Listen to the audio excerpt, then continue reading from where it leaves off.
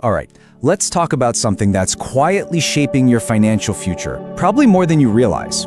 It's this hidden force that almost never gets called out for the damage it does. And here's the crazy part, right? Comfort, it feels good. It feels like a reward.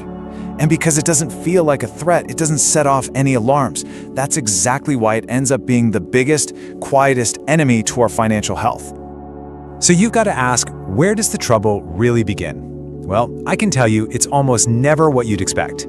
It's not some big dramatic explosion. You know, we all have this idea that financial ruin starts with some huge obvious blunder, like a terrible investment or a crazy impulsive buy. But nope, that's not the real origin story. And it's not even about some massive failure or a lack of drive. Those things, they're just the symptoms.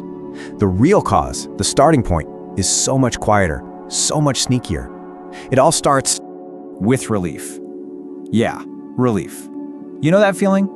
That simple, sweet relief of not having to deal with your money today.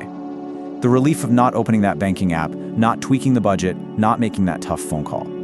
It's the relief of just doing nothing.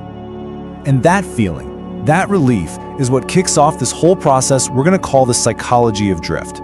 So let's really dig into why chasing that feeling of safety right now can be the absolute worst thing you can do for your future. Okay, so look at this. It lays out the two paths perfectly. On one side, you've got comfort. It lets you just drift. It's all about feeling safe and secure in this one moment. And that makes it okay to be inefficient, to do nothing. But then, look at the other side, discomfort. This is what forces you to pay attention. It demands you do something. It's that little bit of friction that actually gives you control later on. And here's the thing, this is the key. Your brain, my brain, all our brains are literally wired to take the easy way out. We are programmed to pick what feels good now, even if we intellectually know it's going to hurt us later. And listen, this isn't you being weak or lazy, it's just how we're built. It's a feature of our own psychology that we have to consciously decide to fight against.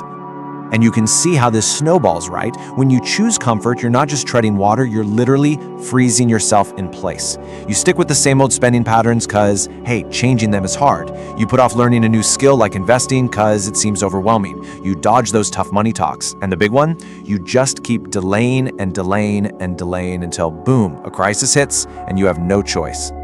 Okay, now here's where it gets really interesting and kind of backwards from what you'd think.